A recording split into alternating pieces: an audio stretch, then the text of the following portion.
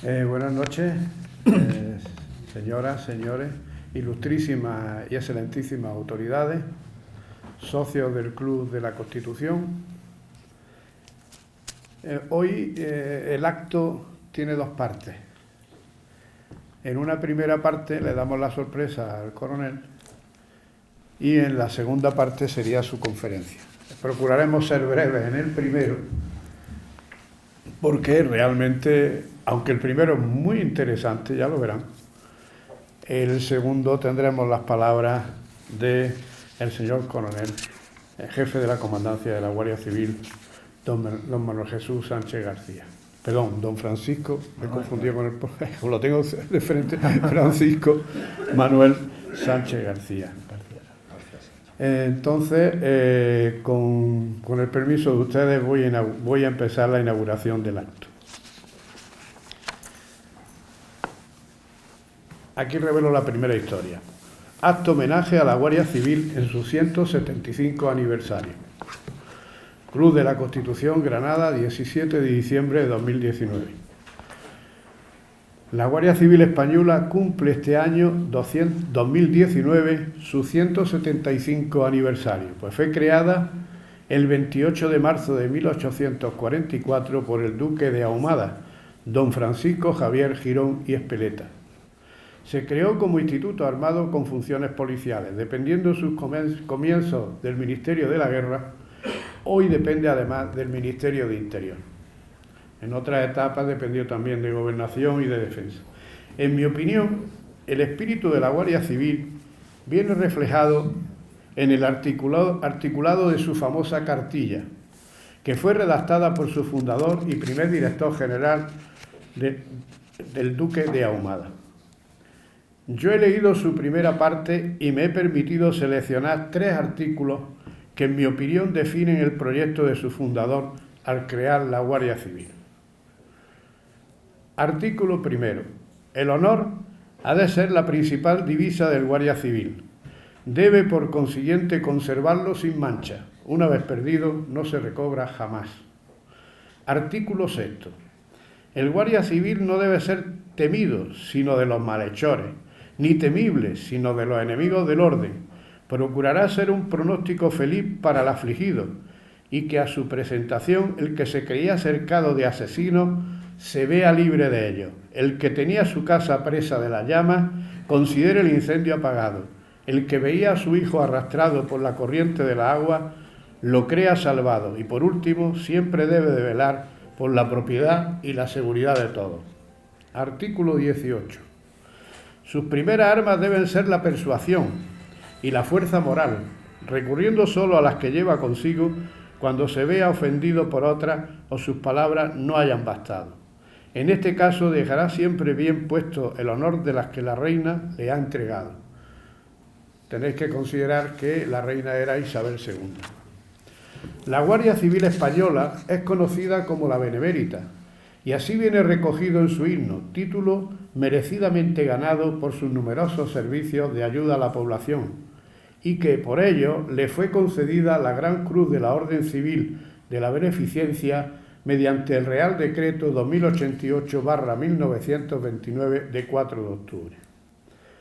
Sus primeras misiones fueron contra el bandolerismo que infectaba los caminos de España. Nadie se atrevía a viajar de Granada a Madrid en diligencia sin hacer testamento. A finales del siglo XIX, es decir, apenas 50 años desde su creación, el bandolerismo dejó de existir como problema. La Guardia Civil tuvo momentos buenos y malos al socaire de la situación política y estuvo a punto de desaparecer hacia 1855 con el triunfo de los liberales y al terminar la Guerra Civil. En ambos momentos salió de su crisis reforzada gracias a su reconocido prestigio. De muy pronto, la Guardia Civil tuvo una proyección internacional. En 1847, ya apenas que se había creado, ayudó en Portugal. En 1867, en El Salvador, lo llamaron también para crear una policía similar. En 1855, en el Perú. En Colombia, en 1902. Y en 1912, El Salvador ayudó a crear la Guardia Nacional, cuyo primer reglamento está inspirado en el de la Guardia Civil. La Guardia Nacional salvadoreña ostenta el lema "El honor es su divisa", como en la madre patria. Yo puedo garantizarles que todavía siguen haciendo los mismos servicios, puesto que yo fui profesor en la Universidad Católica José Simeón Cañas de El Salvador, y lo primero que me sorprendió es que la Guardia Nacional efectivamente va por parejas y hacían los servicios de una manera que a mí me suena esto. Ya me ha aclarado, gracias a buscar un poquito, que fueron oficiales, altos oficiales de la Guardia Civil los que la crearon y la inspiraron. Lo demás es historia conocida por todos nosotros. Es por ello, y por su brillante historial de 175 años al servicio de España, que el Club de la Constitución, a propuesta de su Junta de Gobierno, ha aprobado por unanimidad nombrar a la Guardia Civil socio de honor. Ruego al secretario del Club de lectura al acuerdo de la Asamblea. Sí. Muchas gracias, presidente. Buenas tardes. El acuerdo adoptado por la Asamblea se recoge en el certificado cuyo tenor literal es el siguiente. El secretario general del Club de la Constitución certifica que en la reunión celebrada por la Asamblea General del citado club con carácter extraordinario el día 17 de diciembre de 2019 se adoptó, entre otros, el acuerdo que consta en acta con el siguiente tenor literal. Punto primero, propuesta de nombramiento de la Guardia Civil como socio de honor del Club de la Constitución. La Junta de Gobierno de nuestra asociación, en reunión ordinaria celebrada el día 28 de noviembre pasado, y considerando que en el presente año 2019 se cumple el 175 aniversario de la fundación de la Guardia Civil, adoptó el siguiente acuerdo. En función de lo dispuesto en el artículo 9.4 de los Estatutos Sociales, se acuerda por unanimidad proponer a la Asamblea General el nombramiento como socio de honor del Club de la Constitución a la Guardia Civil, galardón que se concede en reconocimiento a la encomiable labor que realiza, al papel relevante desempeñado durante sus 175 años de historia y a su defensa de los valores que propugna la Constitución Española de 1978. Sometido el tema a votación, es aprobado por unanimidad de los asistentes. Se faculta al presidente y al secretario general de la asociación para que procedan a expedir el correspondiente certificado del acuerdo anterior y den traslado del mismo al ilustrísimo señor coronel jefe de la Comandancia de Granada de la Guardia Civil para su remisión a la Dirección General de la Guardia Civil a los efectos legalmente procedentes. Y para que así conste a los efectos oportunos, se extiende el presente en Granada a 17 de diciembre de 2019. El escrito que a su vez entregará el presidente ahora al ilustrísimo señor coronel va dirigido a don Ángel Vicente Azón Vila, excelentísimo señor director general de la Guardia Civil, Ministerio del Interior, calle Guzmán el Bueno, 110, Madrid. Excelentísimo señor, el Club de la Constitución de Granada es una organización de naturaleza asociativa y sin ánimo de lucro que se constituye al amparo de lo dispuesto en el artículo 22 de la Constitución Española, en la Ley Orgánica 1/2002 de 22 de marzo, reguladora del derecho de asociación, en la Ley 4/2006 de 23 de junio de Asociaciones de Andalucía y demás disposiciones concordantes, estando inscrita en el Registro Especial de Asociaciones de Andalucía con el número 7054. Entre sus objetivos y fines cabe resaltar participar en la difusión de los valores y objetivos de la Constitución Española de 1978 que se concretan en contribuir al conocimiento, debate y comprensión de los problemas de la sociedad actual, de conformidad con los valores de justicia, igualdad y progreso en todos los órdenes para el desarrollo humano. La Asamblea General de esta asociación, en reunión extraordinaria celebrada el día 17 de diciembre de 2019, considerando que en el presente año se cumple el 175 aniversario de la fundación de la Guardia Civil, adoptó el siguiente acuerdo cuyo tenor literal que consta en el libro de actas es el siguiente. En función de lo dispuesto en el artículo 9.4 de los Estatutos Sociales, la Asamblea General de Asociados acuerda por unanimidad el nombramiento como socio de honor del Club de la Constitución a la Guardia Civil, galardón que se concede en reconocimiento a la encomiable labor que realiza, al papel relevante desempeñado durante sus 175 años de historia y a su defensa de los valores que propugna la Constitución Española de 1978.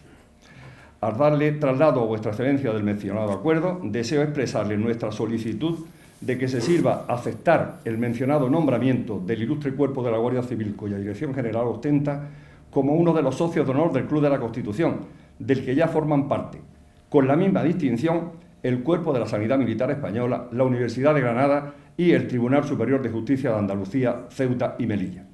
En la confianza de que el mencionado nombramiento será aceptado, aprovechamos la ocasión para saludar a OBE y presentarle el testimonio de nuestra más distinguida consideración. Firmado Francisco Martín Recuerda García, presidente del Club de la Constitución. Pues para mí es un alto honor entregar los dos documentos al ilustrísimo señor coronel para que uno lo conserve y el otro pues se lo dé al señor general. Muchísimas gracias.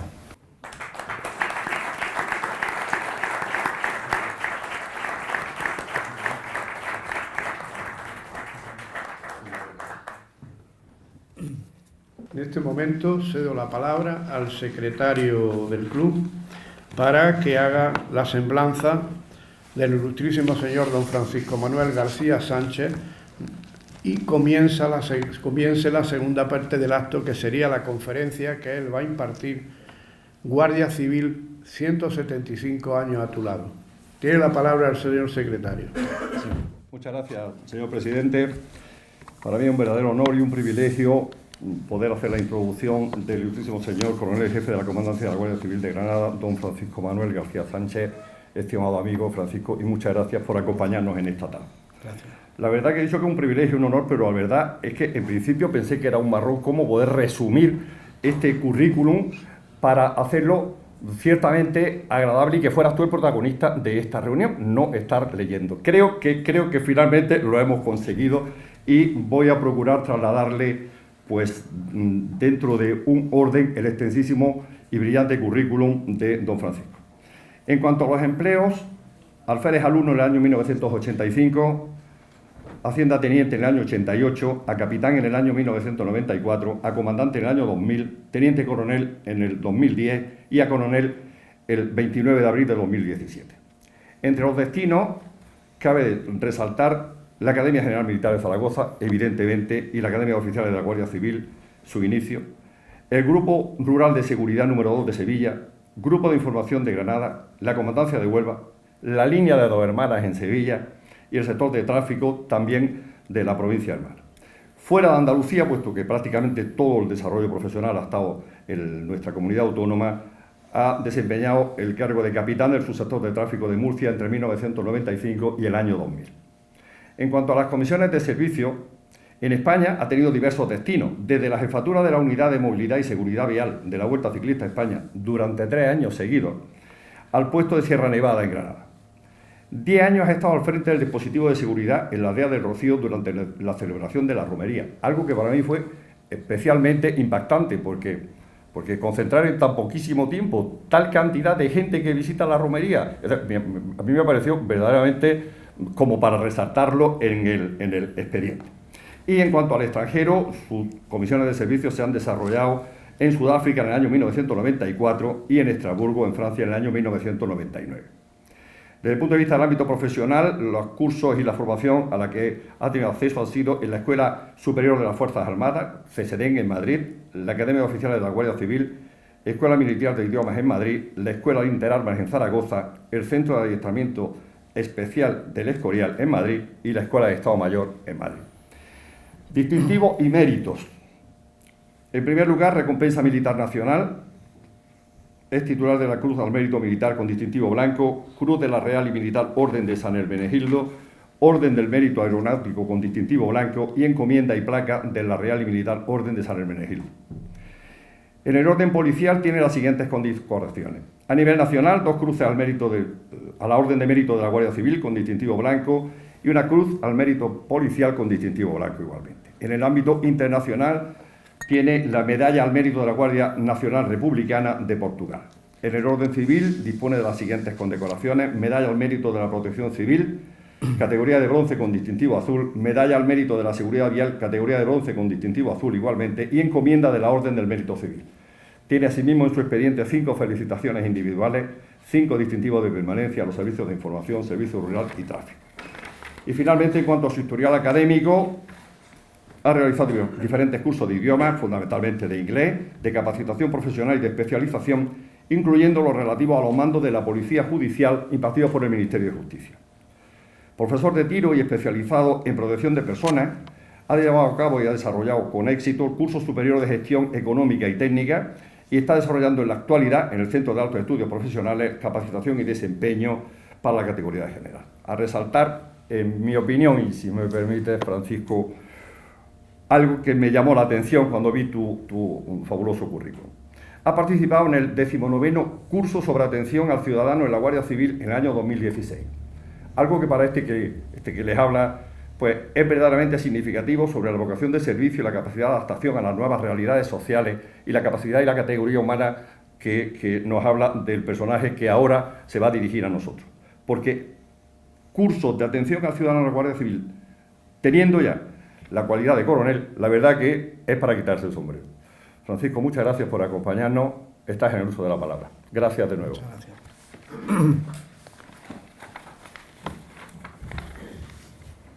Buenas tardes.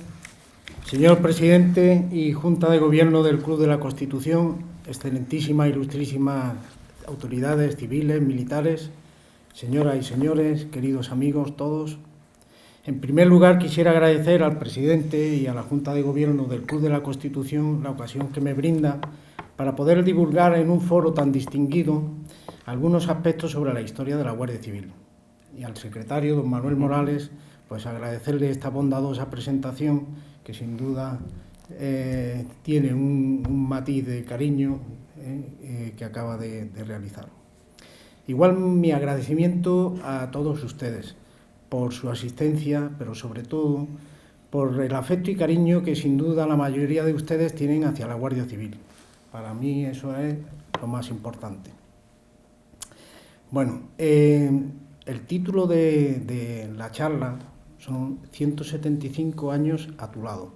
No había duda. Cuando a mí me dijeron que iba a venir a dar una charla, o si venía a dar la charla, ¿de qué podría hablar? Pues sin duda. ¿Por qué? Pues porque este año, como se ha referido, celebramos el 175º aniversario de la creación de la Guardia Civil y, por tanto, es una oportunidad inmejorable para poder dar a conocer los pormenores que finalmente supusieron la creación de tan arraigado y genuino cuerpo de seguridad, que después de tantos años pues se mantiene en plena operatividad y que gracias a ustedes pues sigue ocupando un año tras otro los primeros lugares en los barómetros sobre confianza y valor institucional que periódicamente se realizan.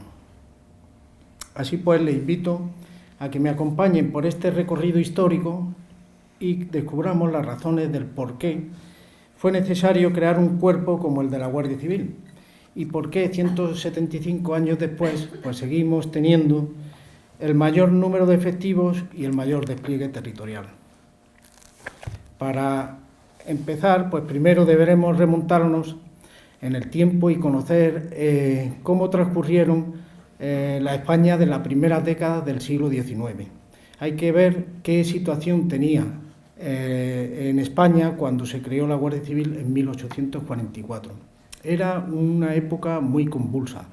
El país llevaba más de 4 décadas terriblemente complicadas. Eran graves problemas los que acuciaban y teníamos problemas de índole económica, teníamos graves problemas políticos y teníamos problemas sociales.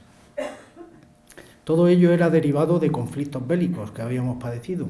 Habíamos tenido la dura guerra de la independencia de 1808 a 1814. Estábamos padeciendo el proceso de emancipación de las colonias hispanoamericanas desde 1810 a 1826 y sufrido la invasión de la llamada Los 100.000 hijos de San Luis en 1823. Con ello se finiquitaba este periodo liberal que supuso esta acción el fin del trienio liberal, que fue de 1820 a 1823. Esto supuso, pues como digo, el fin del trienio liberal y una vuelta a una segunda parte de un absolutismo de Fernando VII, que si cabe todavía más duro que la primera etapa. Dio lugar a la conocida por la década ominosa, de 1823 a 1833, que finalizaba con la muerte de Fernando VII y ya cuando parecía que la dinámica de España pues podría surgir un nuevo horizonte, pues no llegó la primera guerra carlista, la guerra de los 7 años, la primera de las 3 que tuvimos. Y ello pues con motivo, como digo, por el fallecimiento de Fernando VII, se abría una carrera sucesoria entre Isabel, o una disputa en la sucesión entre Isabel II, hija de Fernando VII, y Carlos María Isidro de Borbón, hermano de Fernando VII. Bien, pues ¿esto qué supuso? Pues un elevadísimo coste económico, porque debía de haber un sostenimiento del esfuerzo bélico que suponía esta guerra, y además conllevaba pues un esfuerzo logístico, un esfuerzo armamentístico, todos los pertrechos, en definitiva, un elevadísimo coste económico. Igualmente, suponía un elevado coste humano, no solo porque había muertes y heridos e inválidos, sino también porque había una pérdida de mano de obra trabajadora. España, en aquellos tiempos, era una España rural, eminentemente rural. Más del 80% de la población estaba marcada en este contexto de un ámbito rural. Entonces, pues bien, ¿qué significaba toda esta cuestión? Pues una destrucción de todas las propiedades, los recursos, las infraestructuras. Con ello, pues un grave problema de seguridad pública. Esta seguridad pública se traducía en una inseguridad ciudadana y en una inseguridad en todos los caminos, con lo cual conllevaba una limitación en la libertad de movimientos a las personas y a las mercancías. Como decía el presidente, ha hecho referencia, para hacer un viaje, el viajero antes de iniciar el viaje, hacía testamento, porque la probabilidad de sufrir un incidente que peligrara su vida era bastante alto. O sea que eso, para que tengamos una referencia. Bien, pues como digo, estas limitaciones a las personas y a las mercancías pues limita la economía del país. Si no hay movimiento de mercancías, no hay comercio, pues no se generan riquezas. Y si no se generan riquezas, pues el país no crece. Es un problema realmente grave. ¿Y cómo se afrontaba la situación por entonces? Pues se afrontaba con el ejército. Era fundamentalmente la herramienta que tenía el Estado para combatir esta problemática. El ejército, por un lado, y la milicia nacional, que nació en la Constitución de 1812. Era otra parte destinada a la lucha contra este problema de seguridad pública. Pero no era la solución idónea, entre otras cosas porque el ejército tenía que diseminar sus unidades por los caminos, y la doctrina de empleo de las unidades del ejército no era precisamente diseminar las unidades, sino que actuaban concentrados. ¿Y por qué no era diseminado? Pues porque se perdía la cohesión de la unidad y la disciplina, en cierto modo. Hay que tener en cuenta que los ejércitos estaban dotados de un soldado que era forzoso, no era voluntario, no era una recluta forzosa, y no eran profesionales. Además, había un alto índice de deserciones, entonces no era lo apropiado. Aparte de ello, no eran misiones policiales las que estaban preparados para asumir, sino estaban preparados para hacer misiones militares, lógicamente. De hecho, el artículo 356 de la Constitución de 1812 asignaba al Ejército la misión de la defensa exterior del Estado y la conservación del orden interior, con lo cual quiere decir que en aquellos momentos no había una policía estatal, no existía. Y aquí, en esta cuestión, pues queda claro. ¿Y qué quedaba? ¿En manos de quién? Pues quedaba en manos de los ayuntamientos, de las diputaciones, que eran los encargados pues de gestionar ese personal para la seguridad local, y con un alto coste económico. A esta situación que vemos de problemática de seguridad pública hay que añadir un grave problema, que era la defraudación fiscal. Había un grave perjuicio a la hacienda del reino, porque había un alto índice de defraudación, no se pagaban impuestos, no se recaudaban aranceles. Pues si no se pagan impuestos y no se recaudan aranceles, pues mal vamos para sostener el Estado. Entonces, además de esto, había que sumar el contrabando en aquellos momentos. España, pues por sus fronteras terrestres y por sus muchos kilómetros de litoral, pues era muy susceptible, muy sensible al tema del contrabando. Luego se hacía necesario un cuerpo que luchara contra el contrabando, y no lo había, no había ningún cuerpo del Estado que lo hiciera. ¿Cómo se hacía? Pues volvíamos al ejército, se pedía al ejército que auxiliara en este tipo de misiones. Llegado el trienio liberal, pues hubo un ensayo de una unidad que fue el resguardo militar de rentas, que fue una apuesta interesante para poder combatir toda esta problemática. ¿Pero qué ocurrió? Pues que el trienio liberal, pues como su nombre indica, 3 años, fue de una efímera existencia, y con el fin del trienio liberal pues desapareció esta unidad. Llegado el absolutismo de Fernando VII, pues se crea mediante la Real Orden de 27 de febrero de 1825 una colonia especial de infantería y caballería para perseguir el contrabando en los caminos y auxiliar al resguardo de Hacienda. 2 años después, pues ya con una visión verdadera de futuro, pues sí que llegó una propuesta de solución policial fiscal. Y fue mediante el Real Decreto de 13 de mayo de 1827.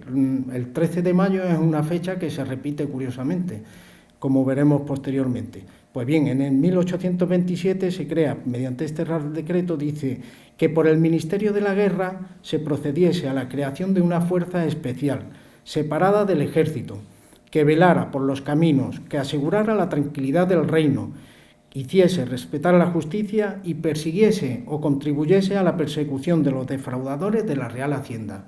Es decir, un cuerpo militar que se dedique de la seguridad pública y de la Hacienda. Recordamos que está ahí ya en la nube. No se desarrolla, como tantos proyectos, quedan sin poder desarrollarse, y es cierto que luego, más de un siglo después, pues se hace realidad, porque el 15 de marzo de 1940, el cuerpo de carabineros pasa a integrarse en el cuerpo de la Guardia Civil, y es aquí donde se unifican pues la seguridad pública con la vigilancia fiscal. Bien, el Real Decreto de 9 de marzo de 1829, 2 años después de este del 27, pues se crea el Cuerpo de Carabineros de Costas y Fronteras, que tiene carácter militar, y según su Real Decreto, en el artículo 2, pues establece la misión y dice que es para la seguridad y vigilancia de las costas y fronteras, hacer la guerra al contrabando, prevenir sus invasiones y reprimir a los contrabandistas, y para afianzar con respetable fuerza a favor de la industria y comercios nacionales, la protección y fomento que procuran las leyes de aduanas. Pues se ha resuelto con ello el problema del cuerpo de policía fiscal. Ya tenemos quien custodie quien vigile las costas, vigile las fronteras, luche contra el contrabando y el fraude. Luego el problema de cuerpo policial fiscal, en principio, resuelto. ¿Qué nos queda aún? Pues nos queda pendiente un cuerpo policial de seguridad pública, para que es realmente necesario, pues como hemos visto, hay muchos problemas y es realmente necesario. El problema, la respuesta militar no es la adecuada, hay que buscar una respuesta policial. Y hay una sucesión de distintos cuerpos de seguridad que pretenden dar la solución, pero no hay un éxito con ellos, sino que hay unos fracasos sucesivos, más que nada no tanto por los cuerpos de seguridad que se van creando, sino por la inestabilidad política de aquellos momentos, que hacen que esos cuerpos no se afiancen y no haya un desarrollo. Quisiera hacer una mención especial al proyecto de la Legión de Salvaguardias Nacionales. Esto lo creó el teniente general Pedro Agustín Girón Las Casas, ministro de la Guerra, primer duque de Ahumada, que fue el padre de nuestro duque de Ahumada, segundo duque de Ahumada. Presentó el 30 de julio de 1820 a Cortes para aprobación pues un nuevo tipo de unidad, que era, frente a la que había de ámbito local regional, pues un cuerpo nacional de carácter militar destinado exclusivamente a lograr la paz y la seguridad interior del país. Y estaba hecho a semejanza de la gendarmería francesa. Tenía muchas similitudes. Entonces, pues bueno, como resulta que lo hace en 1820, que es en el marco del trienio liberal, pues es rechazado en votación parlamentaria. Pues todo lo que huela a afrancesado, pues no se quiere. Se considera que es una medida atentatoria a la libertad y desorganizadora de la milicia nacional, con lo cual al cajón, y ahí queda pendiente, que ya veremos lo que pasa. Pues quisiera hacer mención también de 3 instituciones importantes para la seguridad pública y que pueden considerarse como antecedentes históricos para la Guardia Civil. El primero de ellos es un cuerpo militar de celadores reales. Fue creado por la Junta Provisional de Gobierno en 1823, al inicio de la invasión francesa de los conocidos 100.000 hijos de San Luis, para restaurar el absolutismo en España. Y tengo que decir que no tiene éxito y finalmente pues termina por desaparecer. La segunda institución es la Policía General del Reino. Es un cuerpo de carácter civil y está creada por el Real Decreto de 8 de enero de 1824 y se puede considerar como un verdadero antecedente histórico tanto para la Guardia Civil como lo fue para la Policía Nacional. El artículo 14 de su reglamento atribuía, sin perjuicio de los derechos de la jurisdicción real ordinaria, pues en su punto 11, la persecución de los ladrones, de los pueblos y de los caminos, así como acordar recompensas extraordinarias para conseguir su captura. O sea que se veía que había una voluntad clara de llegar a todo el territorio nacional de la península. En su artículo 15 disponía que la policía, para el desempeño de sus funciones que precisara el auxilio o cooperación de Fuerzas Armadas, podría utilizar, y especificaba: interín establezco un cuerpo militar especialmente encargado de la seguridad de los pueblos y de los caminos. Quiere decir que la Policía General del Reino iba a ir destinada a los núcleos urbanos principalmente, y ya se estaba pensando en crear un cuerpo militar que se encargara de la seguridad en los pueblos y los caminos.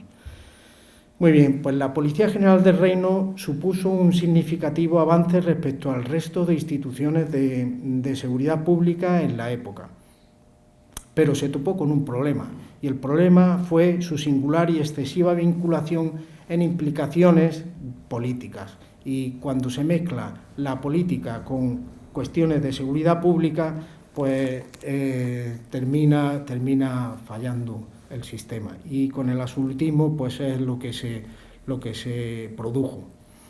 Provocó no solo que no terminara desarrollándose conforme a su proyecto inicial, sino que fuera incluso objeto de durísimos reproches, condenada finalmente a su abolición por Real Decreto de 2 de noviembre de 1840.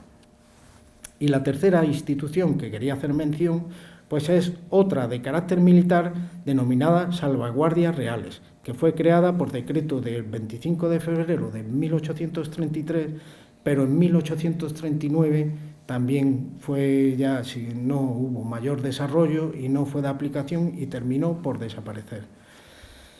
Volviendo al Real Decreto de 2 de noviembre de 1840, además de la abolición de la policía, dispuso una cosa muy importante, y es que se propondría con urgencia la organización que debiera tener la Policía de Protección y Seguridad Pública. Aparece ese nuevo concepto, ejercida por las autoridades que la ley reconocen. Dicha organización se demoraría más de 3 años como consecuencia, entre otras causas, de las sucesivas crisis políticas y cambios de gobierno que padeció la nación. Mientras tanto, la situación de seguridad pues seguía siendo fatal, deplorable.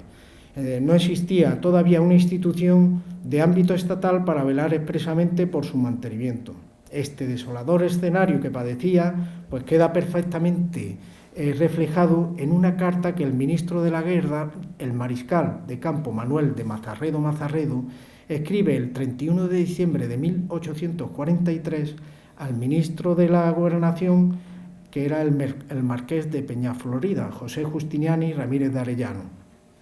Y le decía, para explicar la situación, ¿no? Le decía, siendo continua la diseminación que se encuentra la mayor parte de las tropas de infantería, caballería y milicias, a causa de la persecución de ladrones y malhechores de todas especies que están constantemente destinadas en innumerables partidas y destacamentos, en términos de no poder atender como conviene al servicio de las guarniciones y demás que le son peculiares, y no pudiendo esto dejar de producir males inmensos como vuecencia conocerá a la disciplina del ejército, volvemos a lo que hablábamos antes de la poca idoneidad de las unidades militares por esta cuestión de la diseminación y de la pérdida de cohesión y disciplina, se hace preciso tratar de remediarlo, lo cual pudiera hacerse por medio de una fuerza pública que, bajo dependencia inmediata del Ministerio de la Gobernación, del digno cargo de vuecencia y con la denominación que fuese más adecuada, se organizase convenientemente, relevase a las tropas de aquel servicio y se encargase de él en todos los pueblos, caminos y demás puntos de la superficie de la península. Es decir, que el ministro de la Guerra insta al de Gobernación a que aborde cuanto antes esa organización de la Policía de Protección y Seguridad Pública, que nos marcaba el Real Decreto de 1840. Consecuentemente, pues el primer paso realmente firme, serio y con vocación de futuro que se da para afrontar este problema de inseguridad, pues fue el 26 de enero de 1844, bajo el gobierno de Luis González Bravo, al crearse por Real Decreto, en el seno del Ministerio de la Gobernación, el ramo de Protección y Seguridad. Tras reconocerse que la abolición completa de la policía trae su origen del año 1840, se afirmaba que era indispensable que el Gobierno pudiera velar eficazmente por las personas y los bienes de todos, abogándose por la creación de una nueva policía. Consecuente con ello, comenzaba su articulado decretando que el Servicio de Protección y Seguridad Pública estaría exclusivamente a cargo del Ministerio de Gobernación de la Península y de sus respectivos agentes en las provincias. Quiere decir que quería crear un sistema dependiente solo del Ministerio de la Gobernación y con una vocación de abarcar todo el ámbito estatal al situarlo en cada una de las provincias. Finalizaba disponiendo en su artículo 10 que el ministro debería de proponer con la urgencia que el servicio público reclama de una fuerza especial destinada a proteger eficazmente las personas y las propiedades, cuyo amparo es el primer objeto del ramo de protección civil. El segundo paso de importancia fue el 28 de marzo, también con González Bravo en la presidencia, en el cual se dicta un segundo Real Decreto que establece la creación del Cuerpo de Guardias Civiles, de carácter civil y dependiente del Ministerio de Gobernación, con el objeto de proveer al buen orden, a la seguridad pública, a la protección de las personas y de las propiedades, fuera y dentro de las poblaciones. No obstante, en cuanto a organización y disciplina, dependería de la jurisdicción militar. Bien, en el inicio de esa exposición de motivos de ese Real Decreto había un entroncamiento con el de 26 de enero anterior, citándolo expresamente y afirmando que el Gobierno ha menester una fuerza siempre disponible para proteger las personas y las propiedades, y en España, donde la necesidad es mayor por efecto de sus guerras y disturbios civiles, no tiene la sociedad ni el Gobierno más apoyo ni escudo que la milicia o el ejército, inadecuados para llevar este objeto cumplidamente o sin prejuicio, lo que dejaba nuevamente claro de que en esos momentos no había ninguna institución de seguridad pública de ámbito nacional.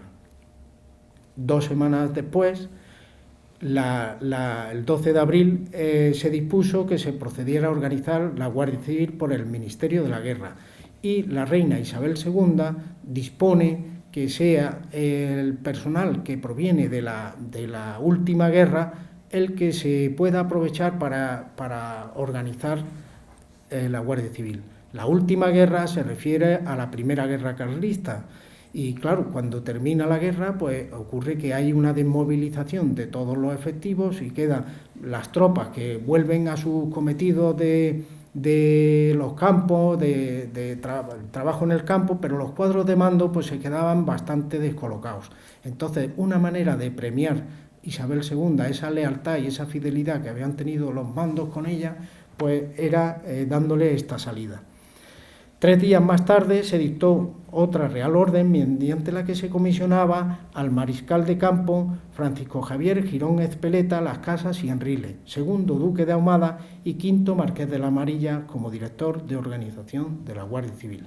Llega pues el momento en el que el duque de Ahumada, pues nombrado para esta misión, pues recuerda o saca de ese cajón que tenía guardado pues la unidad que su padre en su día quiso establecer y que no pudo. Y sin duda, sirviéndole de referencia, pues introduce las modificaciones que cree necesarias para el momento y pone en marcha pues la creación de esta nueva Guardia Civil.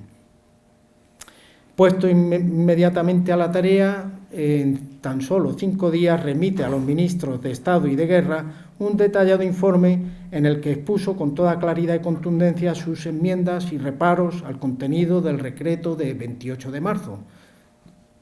El duque de Ahumada es tan convincente en su exposición y motivación que se le autoriza a hacer los cambios que había propuesto. Y se establece una propuesta en la cual denominó como bases necesarias para que un general pueda encargarse de la formación de la Guardia Civil. Para el duque de Ahumada esa era la primera pieza y angular, ¿no? Y sobre todo donde tenía que sustentarse toda la organización posterior. El personal que tenía que conformar a la Guardia Civil tenía que tener especiales características y no eran tanto las intelectuales como las morales. Fundamental en la selección del personal, y si ya en la tropa había ciertos problemas, en los cuadros de mando aún más, pues al ser tan riguroso pues no tenía mucha disponibilidad, hasta tal punto que recibe una orden de la reina Isabel II de personarse en palacio, donde le comunica que tiene interés de que un capitán de Madrid pase a Madrid a formar parte de la Guardia Civil. Y el duque de Ahumada le dice que sí, que no hay problema, que lo hace, pero que tendrá que presentar su dimisión. Y claro, la reina se sorprende y dice, bueno, tan exagerado hay que ser. Y dice que sí, pues él ya había tratado con ese capitán y lo había desechado por no considerarlo idóneo para el trabajo que preveía y no lo admitía. Entonces, pues bueno, esta postura tan apasionada, ¿no?, y tan fanática que puede parecer, pues no cabe duda que fue la que imprimió al cuerpo un fundado sello especial y característico, que quizás es lo que ha hecho perdurar en el tiempo. Llegados a este punto, se produjo un hecho trascendental para el futuro de la institución, que es el nombramiento del mariscal Ramón María Narváez de Campos como capitán general de entonces de Castilla la Nueva, como presidente del Consejo de Ministros y ministro de la Guerra. El general Narváez era muy conocido, conocía mucho al duque de Ahumada, y no solo pues lo apoya y lo mantiene en el cargo de inspector general, sino que además le apoya en todas las modificaciones que el duque de Ahumada había propuesto y que veía necesaria hacer, pues Ramón María Narváez le apoya y lo impulsa. Y por eso decimos que es una cuestión trascendental. Y el tercer y definitivo paso para afrontar resolutivamente el problema de seguridad pública se dio posteriormente, 10 días posteriores, con la publicación del Real Decreto de 13 de mayo de 1844. Volvemos a recordar la fecha, 13 de mayo, que se repite por azares de la historia. Muy bien, pues convertido en el verdadero texto fundacional del Benemérito Instituto, dejó sin efecto el anterior de 28 de marzo, desechándose definitivamente la idea de que la Guardia Civil fuera una fuerza civil, bajo la dependencia del Ministerio de la Gobernación de la Península. Su naturaleza militar fue firme y definitivamente establecida.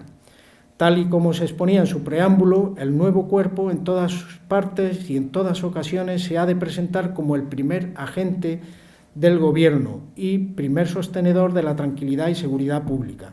Quedó sujeto, según disponía en su artículo primero, al Ministerio de la Guerra, por lo concerniente a su organización, personal, disciplina, material y percibo de sus saberes, y del Ministerio de la Gobernación, por lo relativo a su servicio peculiar y movimiento.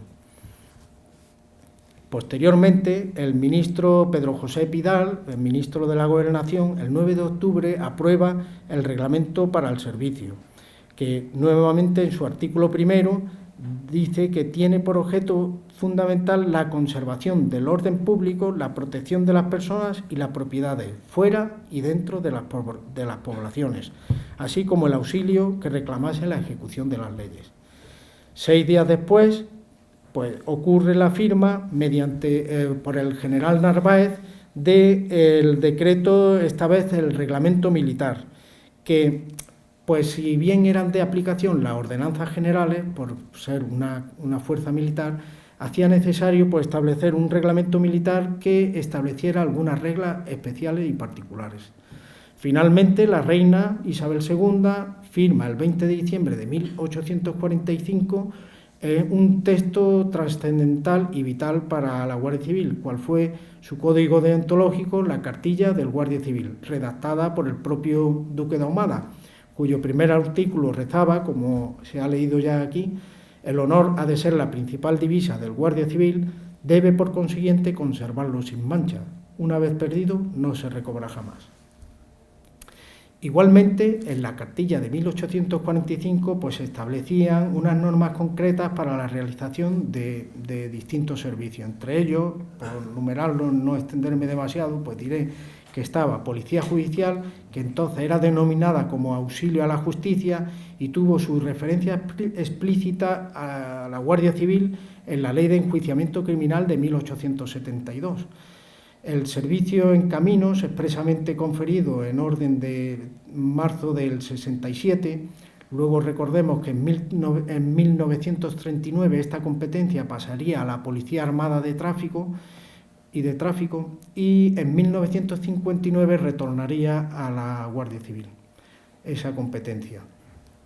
También había cometidos de las armas, donde había el control de las licencias de armas y la retirada de las mismas, misiones de verificación de las licencias de caza y pesca y su cumplimiento de sus reglamentos, también instrucciones encaminadas a la conservación de montes, arbolados y policía rural, normas sobre detenciones, búsqueda de desertores, prófugos, que tanto práctica frecuente en la época, también en cuanto a incendios, inundaciones, terremotos, pasando ya en el 1967 a la Subdirección General de Protección Civil, normas concretas para la cuestión de juegos prohibidos en cuanto a aprehensión de jugadores y de dinero, las consabidas normativas de contrabando en colaboración con los carabineros, hasta que el 15 de marzo del 1940 se integran en la Guardia Civil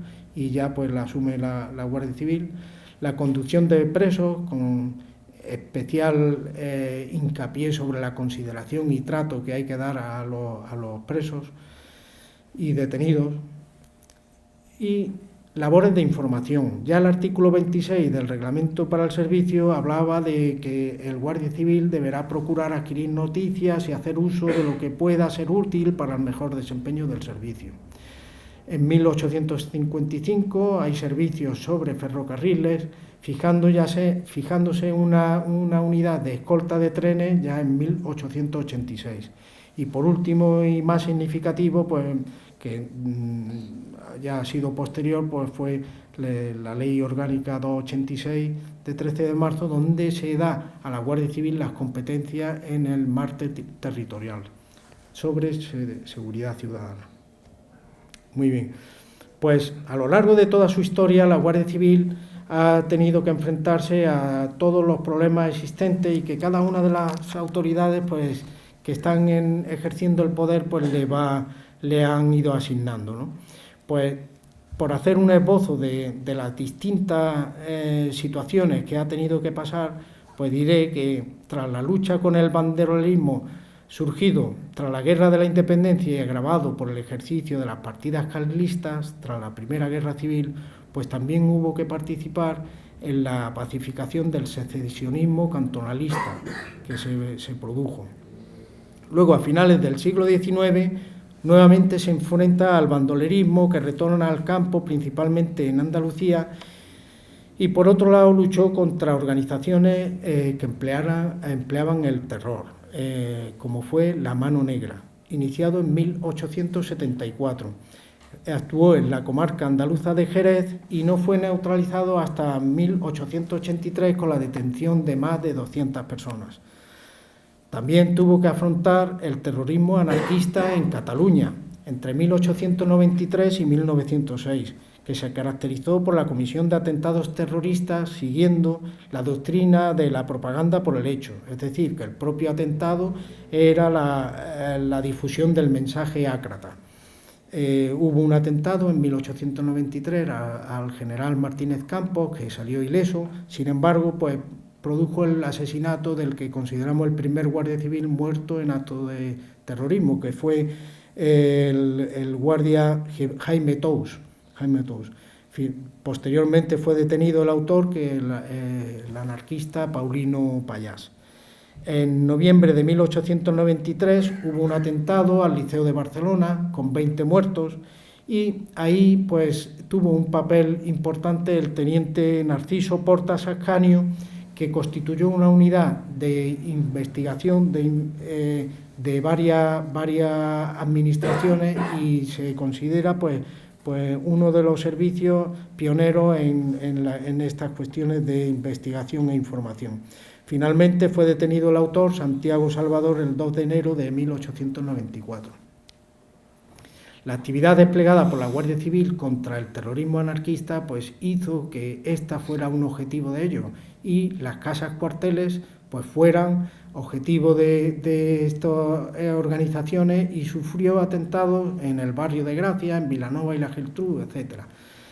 Sin abandonar la lucha contra el terrorismo, nos encontramos en el siglo XX pues la necesidad de que el cuerpo se involucrara en acciones llevadas contra los movimientos que fracturaban a España político-social. Al término de la Guerra Civil, del 36 al 39, pues tuvo que luchar, además de la cobertura de costas y fronteras, porque ya había unificación con los carabineros, se habían integrado los carabineros, pues tuvo que luchar contra los maquis, en una lucha pues bastante dura y difícil. En la segunda mitad del siglo XX, pues ya en 1958, surge la organización terrorista ETA, con un único objetivo, cual fue la independencia del País Vasco, Navarra y País Vasco francés. En 1968 fue asesinado el guardia civil José Antonio Pardines Arcay en Aduna, Guipúzcoa, y fue el primero de una larga lista de asesinatos, y con un balance de actividad criminal de unos 3.300 atentados, con más de 850 asesinatos y un número indeterminado de heridos que pudiera ascender a más de 10.000, además de secuestros y otros crímenes. Finalmente la banda es disuelta el 3 de mayo de 2018. Con el establecimiento de la monarquía parlamentaria, la lucha contra el terrorismo pues se simultanea con otras actividades encaminadas a acabar con delincuencia organizada, tanto en la versión clásica como en versión cibernética. Y de las últimas décadas pues también está la lucha contra los movimientos migratorios no controlados. Quisiera reseñar la importante actuación que la Guardia Civil ha llevado a cabo en el exterior, que se puede englobar en 3 ámbitos diferentes: los despliegues de la Administración española fuera del actual territorio nacional, en Marruecos, Guinea Ecuatorial, Cuba, Puerto Rico, Santo Domingo, Filipinas, IBNI. Por otro lado, la asistencia técnica para creación o formación de nuevos cuerpos de seguridad en otras naciones, como fue en Guatemala, El Salvador, Colombia, Costa Rica, Honduras, Perú y Venezuela, y las campañas militares llevadas a cabo por el ejército español. Ya en 1847, cuando tenía de vida el cuerpo pues 2 años y poco, pues participó integrada en una unidad militar con 41 guardias civiles en la Guerra de Portugal, velando por el orden y la seguridad en la ciudad de Oporto, bajo el mando del general Gutiérrez de la Concha, una expedición que tuvo un gran éxito, sobre todo por el liderazgo que tuvo este general de la Concha y el saber dirigir la problemática. Otras acciones que ha habido pues fueron en México, Marruecos, Santo Domingo, Cuba, Melilla, Filipinas, Puerto Rico, Rif, África, en Rusia. En fin, en la actualidad sigue acompañando a las Fuerzas Armadas cuando éstas requieren pues, de las capacidades de la Guardia Civil.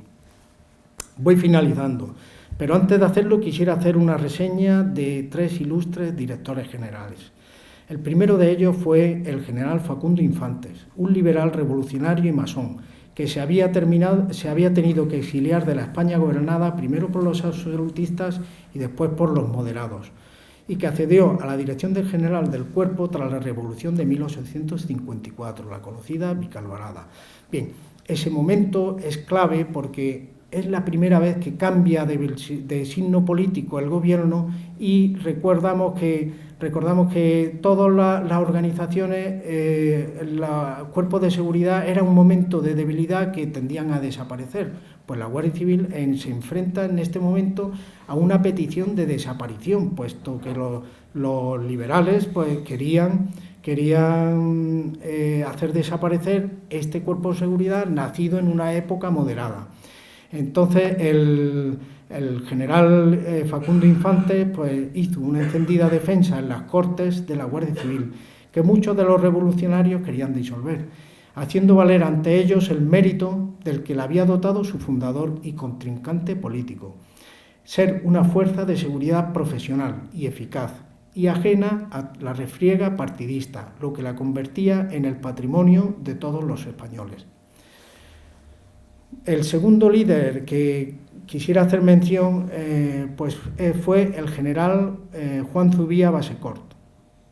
Llegó a la Dirección General en 1918, un año después de la huelga general de 1917. Era un momento pues, también bastante complicado, pues había una estrepitosa caída del gobierno de Eduardo Dato y un clima de descomposición del régimen político surgido de la Restauración. Pues él constató la penuria en que vivían y trabajaban el personal en ese momento de Guardia Civil y que después del paso de las décadas se había devaluado por omisión de la actualización debida de los saberes de los guardias, de la uniformidad, de los fondos con los que funcionaba la institución. Coexistió con 11 gobiernos y al término de su mandato pues podemos decir que la Guardia Civil estaba plenamente reorganizada, reequipada y ampliada hasta 26.000 hombres, a quienes se le aumentaron las retribuciones, y la Guardia Civil pudo sobrevivir a la monarquía y no la disolvió la República. Muy bien.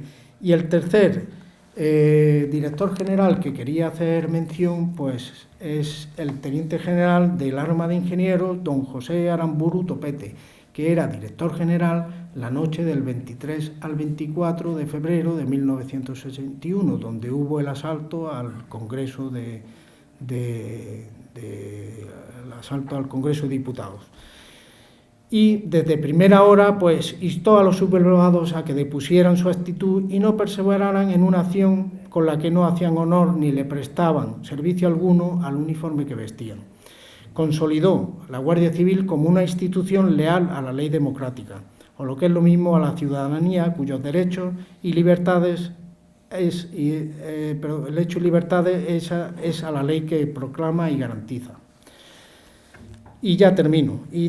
Para terminar, pues quisiera recordar una de las frases más célebres dedicada al origen y éxito del Benemérito Instituto, que se debe al insigne escritor pues, Benito Pérez Galdós. Fue publicada en su 10ª y última novela de la tercera serie de los episodios nacionales titulada Bodas Reales. Y en pleno arremetimiento contra Luis González Bravo, presidente del Consejo de Ministros entre diciembre de 1843 y mayo del 44, y como no era de su cuerda, pues dejó para la posteridad una histórica y premonitoria frase dedicada al Benemérito Instituto. Y dice así: y no fue su gobierno de 5 meses totalmente estéril, pues entre el miserable trajín de dar y quitar empleos, de favorecer a los cacicones, de perseguir al partido contrario y de mover, solo por hacer ruido, los podridos telares de la administración, fue creado en el seno de España un ser grande, eficaz y de robusta vida, la Guardia Civil. Y así fue, grande por tener tanto el más extenso despliegue territorial en España y sus colonias de ultramar, como el mayor número de efectivos. Eficaz porque consiguió que los caminos de la nación fueran seguros, lo cual nunca había sido logrado con anterioridad. Y de robusta vida porque sobrevivió a sucesivas guerras civiles, cambios de régimen político y gobiernos de toda clase. Hemos cumplido 175 años, pues felicidades a todos, muchas gracias y larga vida a la Guardia Civil. Muchas gracias.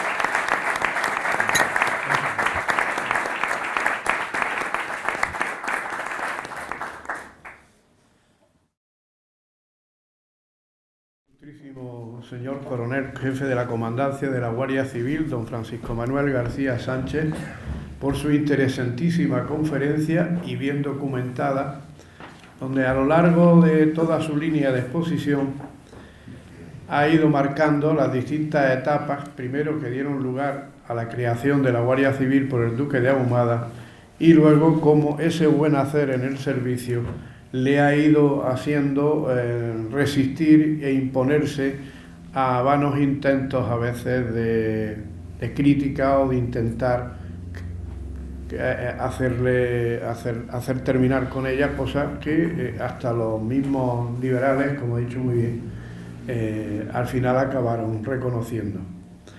Hoy la Guardia Civil es un cuerpo fuerte, querido, respetado y admirado por los españoles.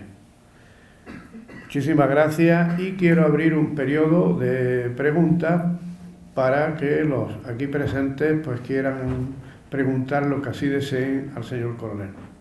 Tienen ustedes la palabra. Si la Guardia Civil estaba instaurada en toda España, ¿cómo actuaba y qué cometido tenía en los distintos bandos, en el bando nacional y en el bando rojo? ¿Me puede usted contestar? Y me va usted a permitir que le rectifique cuando ha dado una fecha bajo el mando de Aramburu Topete, en el que se tomó el Congreso en 1982 y usted ha tenido un lazo y sin ánimo de ofensa. Usted ha dicho 1971 y fue en 1982. Muchas gracias. 1981. 23 de febrero de 1981. Muy bien, muchas gracias. Bien, pues la Guardia Civil, con ocasión de la Guerra Civil, pues efectivamente tiene un periodo, hay una fractura, hay una parte de la Guardia Civil que se mantiene leal al poder establecido, a la República, y hay otra Guardia Civil que se suma al alzamiento nacional. De hecho, el general Franco ya con anterioridad pues no tenía muy claro el cómo hacerlo porque temía, no quería dar el paso hasta que no tuviera certeza de que la Guardia Civil se iba a sumar al alzamiento y no iba a contar con este obstáculo. Como digo, hay una parte de la Guardia Civil que se mantiene leal a la República y otra que se suma al alzamiento. Y bueno, el camino lógicamente pues es divergente y una va por unos caminos y otra va por otros derroteros. La Guardia Civil leal a la República llega a cambiar el nombre y llega un momento a llamarse Guardia Nacional Republicana, pierde el nombre de Guardia Civil y finalmente pues bueno, como al terminar la Guerra Civil pues no pierde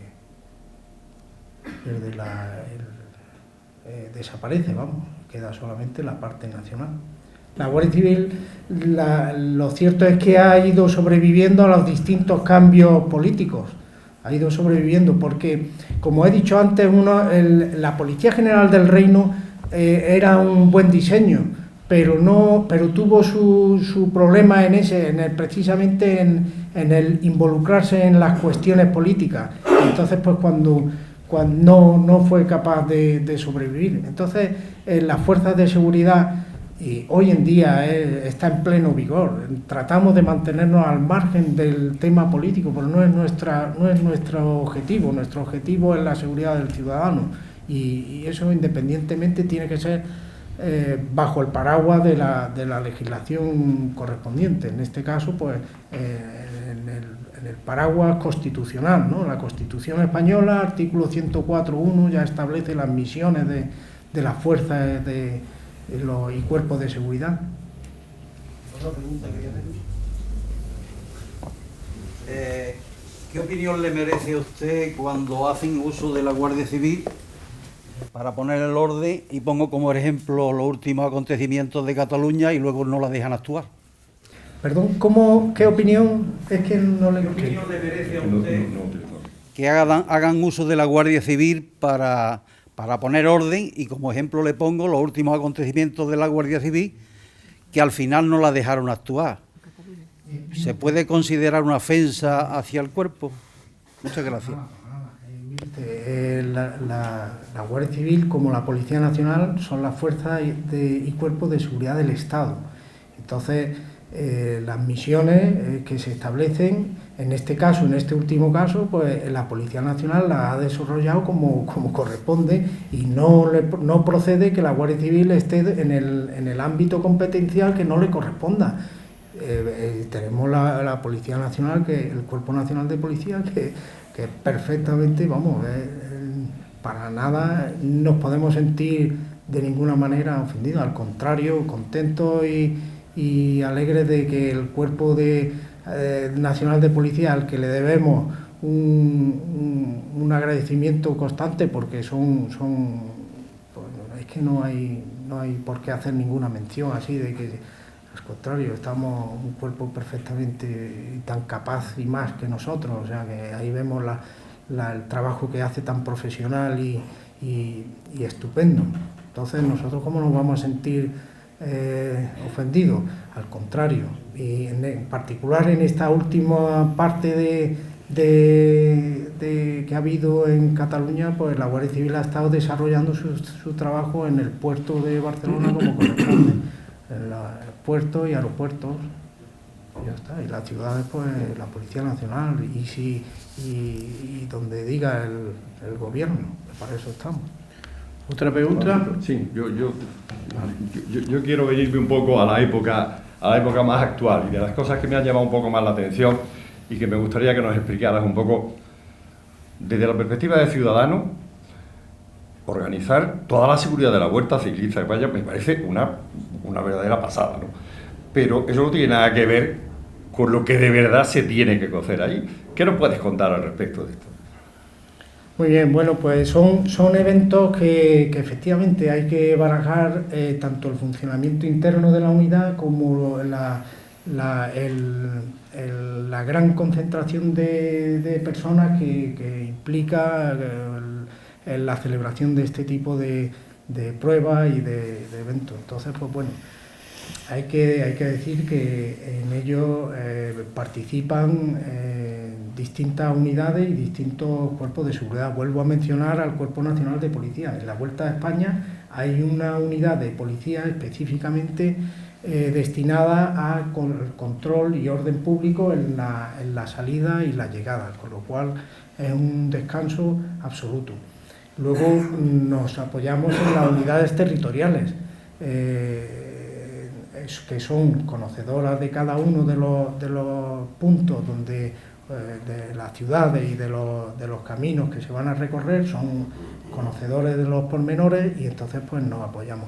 Y luego, efectivamente, el grupo de estas personas, de efectivos que se concentran al efecto de dar el orden público y la seguridad vial, pues hay que conjuntarlo, hay que entrenarlo y luego dar las pautas. Ahí también hay que ver las normas de la prueba, porque influyen también pues cómo circulan los ciclistas, cómo circulan los coches de apoyo. En fin, es un tema complejo pues porque son muchos los actores que hay en este tipo de pruebas y se deben de barajar, pero bueno, la verdad es que contamos, las fuerzas y cuerpos de seguridad del Estado, contamos con un personal súper cualificado y sobre todo hay que reseñar los valores que los adornan. Son personas que tienen, como decía, orgullosos de su misión. Entonces ese orgullo proporciona un entusiasmo que es lo que hace superar la media de cualquier persona, ¿no? Que rinda en su trabajo. Ese plus que dan pues hace que sea mucho más fácil el trabajo con ellos y por supuesto el resultado. Estoy hablando de la Fuerza y Cuerpo de Seguridad del Estado, pero también debo de hacer mención a los militares. La Fuerza Militar, ahí lo vemos con estos últimos trabajos con la Unidad Militar de Emergencia, pues están poniendo en valor toda esta serie de valores y virtudes que adornan a este tipo de personas. La Unidad Militar de Emergencia lo vemos pues porque actúan con ocasión de catástrofes y calamidades públicas y demás, pero bueno, luego hay unas misiones militares que ellos podrán decir mucho mejor que yo, pero en esas misiones militares en las cuales compartimos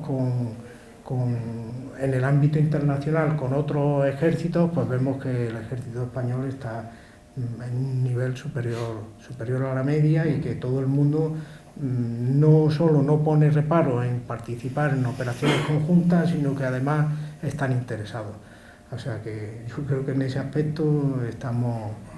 he comentado también porque me ha llamado la atención que ha sido 3 años. Y eso me parece pues una complejidad enorme como para que 3 años seguidos haya estado siendo el máximo responsable. No. Bueno, son periodos concentrados, efectivamente durante 3 años me correspondió estar al frente, pero bueno, son periodos concentrados que se va trabajando durante todo el año, pero luego lo concentraba durante la celebración y el desarrollo de la vuelta, pero bueno, no es lo más grave. Gracias. Peor es a otro sitio. ¿En qué ámbitos desarrolláis vuestra actividad propia y únicamente, además de la extensión de todo el territorio, ¿no? Gracias. Muy bien, según la Ley Orgánica de Fuerza y Cuerpo de Seguridad, pues es la que establece los cometidos, las competencias de cada uno de los cuerpos. Entonces, la seguridad pública estamos en función de la demarcación territorial, pero luego efectivamente hay unos cometidos específicos que desarrolla. Por un lado, el Cuerpo Nacional de Policía tiene lo suyo y la Guardia Civil tiene lo suyo. En nuestro caso, pues tenemos el control del tráfico, el control de la ley de seguridad vial, el cumplimiento de la ley de seguridad vial, toda la cuestión de armas, de explosivos, también tenemos. Hacemos la función en el mar territorial, como he dicho antes, en el mar territorial también cumplimos con toda la misión, y en conservación del medio ambiente con la unidad del SEPRONA. Quisiera preguntarle el futuro que tienen las casas cuartel de la Guardia Civil. Soy de la provincia de Murcia y, curiosamente, en los pequeños municipios, la Guardia Civil solamente acude al cuartel, que existe, 2 días a la semana.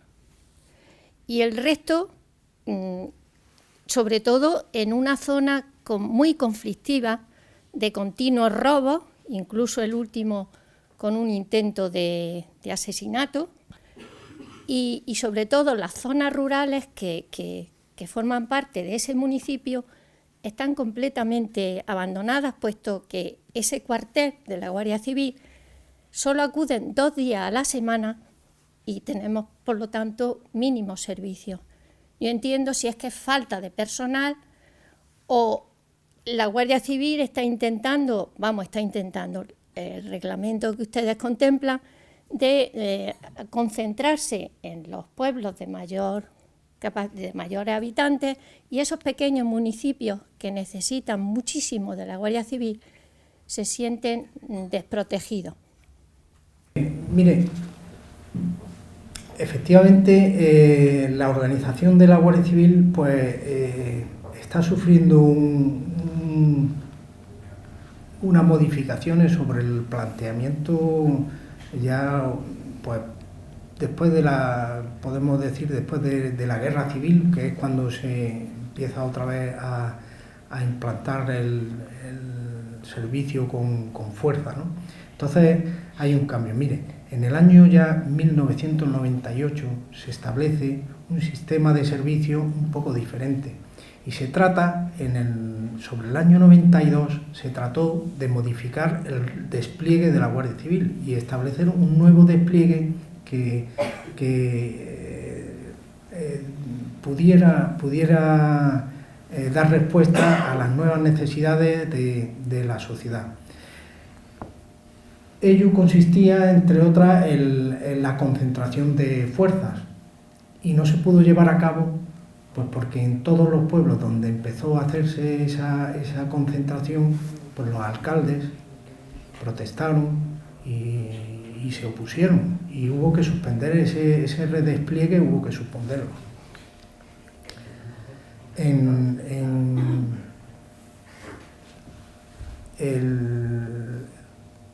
El sistema estaba basado en casas cuarteles donde vivían los guardias con sus familias y estaban de servicio permanente. Hasta hace poquito hemos tenido 48 horas de servicios semanales, con un día de descanso, a título orientativo. Tampoco era obligatorio descansar. Entonces, pues bueno, se va evolucionando y se va teniendo unos derechos también y el personal pues cambia a 37 horas y media con un descanso mínimo de 48 horas a la semana. Pues eso hace que haya que cambiar un poco el diseño. Por otro lado, las vías de comunicación no son las de hace 60 años, han cambiado mucho. Los medios que hay para comunicación, los vehículos y demás, pues permiten que el guardia civil no tenga que estar viviendo en la casa cuartel, sino que viva donde quiera, o no donde quiera, pero donde le permita el incorporarse a su puesto de trabajo en un tiempo razonable. Y por otra parte, le voy a decir una cosa muy importante, y es que nosotros estamos en un Estado social, democrático y de derecho. No estamos en un Estado policial. O sea, quiere decir que no hace falta que haya un policía o un guardia civil en cada una de las esquinas, vigilando. No, estamos en un estado de libertades. Entonces, ese estado de libertades pues no requiere, como digo, esa presencia tan grande. Hay otros medios. Antes había que ir al cuartel a exponer que había perdido una documentación o que necesitaba una ayuda. Ahora, si alguien está necesitado de una ayuda urgente, pues tiene un teléfono, tiene un WhatsApp, hay una aplicación específica del Ministerio del Interior que se llama AlertCops, incluso que si uno es sordomudo se puede comunicar con el agente que está en una sala de servicios 24 horas, 7 días a la semana, durante todo el año. Luego la comunicación pues cambia. Efectivamente, usted me refiere que hay un cuartel en Murcia que abre 2 días a la semana. Pues no digo que no, claro que sí, puede ser. Tampoco tenemos todas las farmacias abiertas 24 horas al día. Tenemos farmacias en un horario y cuando está fuera del horario pues hay que irse a la de guardia. Pues mira, la Guardia Civil es un poco similar. Tenemos cuarteles y hay algunos que abren a diferentes horas, y si usted quiere ser atendida 24 horas al día, habrá un cuartel próximo a la demarcación, igual no es en su localidad, pero es la que hay a 20 kilómetros, que está abierto 24 horas y le atienden ahí, si usted quiere, porque le estima que hay una urgencia en su caso, pues lo atienden ahí. Es un poco el sistema actual. ¿Podemos volver a tener todos los cuarteles abiertos con una atención permanente 24 horas? Pues sí, pero eso cuesta y habría que invertir y habría que organizarlo en ese sentido. ¿Es por dónde va la línea de trabajo? Pues no, por todo esto que le estoy diciendo, pues porque hay otros medios y hay otra forma. No es que estén todos los cuarteles abiertos por dónde va. No sé si le he contestado. Desde luego una cosa es la atención al ciudadano en los cuarteles y otra cosa es la atención al ciudadano en las emergencias. En las emergencias tiene usted 24 horas al día respuesta inmediata en Murcia, en Granada, en Málaga o donde quiera. Permítame que le diga, casos puntuales, pues efectivamente, cada uno tendrá una particularidad. Nosotros estamos obligados, igual que Policía Nacional, a hacer una estadística que engloba la generalidad. La estadística no es ley, ni es muy rígida, pero sí nos da una idea de lo que pasa. Entonces, si le puedo decir que estamos obligados a hacer el estudio de la delincuencia y se hace estudios periódicos y se ve la evolución y se ve si hay aumentos, si hay disminuciones y entonces se trata de poner los arreglos correspondientes. Además, hay un plan de lucha contra la delincuencia que eso se mantiene en vigor y se va actualizando y se está sobre él para que de manera general pues se pueda dar un servicio de calidad al ciudadano. Eso no quita que haya situaciones particulares y que en un momento determinado venga una banda de delincuentes y robe o produzca un hecho, ¿no? O robe un banco, por ejemplo. Pues sí, ocurre, claro, porque la seguridad absoluta no la hay. Pero ahora, ¿eso quiere decir que haya inseguridad? Pues seguramente no. Yo no sé su caso específico, pero claro, hechos ocurren.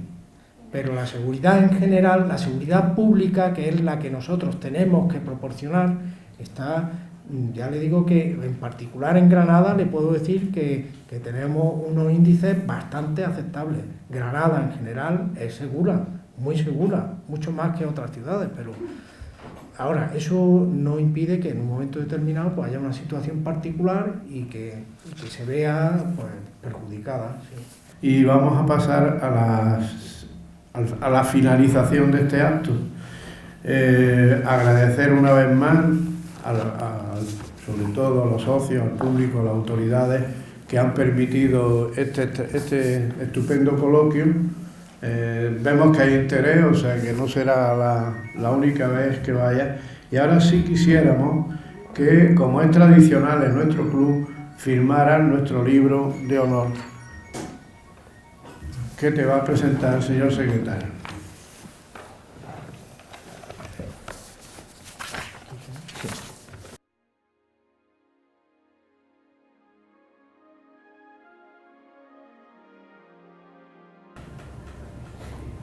Si eres tan amable de leerlo. Sí, claro. Agradezco en nombre de la Guardia Civil al presidente don Francisco Martín Recuerda García y su Junta de Gobierno del Club de la Constitución su cariño y extraordinaria deferencia al honrarnos con el nombramiento de socio de honor del Club de la Constitución. El artículo 104.1 de la Constitución española asigna a las fuerzas y cuerpos de seguridad la misión de proteger el libre ejercicio de derechos y libertades y garantizar la seguridad ciudadana. El director general del cuerpo, don Juan Zubía Basecor, decía que la hermosa misión asignada a la Guardia Civil debe enorgullecer a quien a ella pertenece. Hoy más que nunca, la Guardia Civil se enorgullece del cumplimiento de su misión y muestra el mayor entusiasmo en el trabajo en favor del ciudadano y de su seguridad.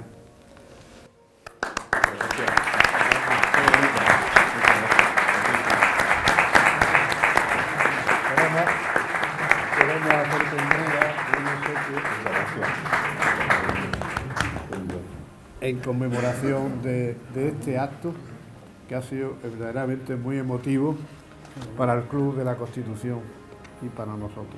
Muchas gracias.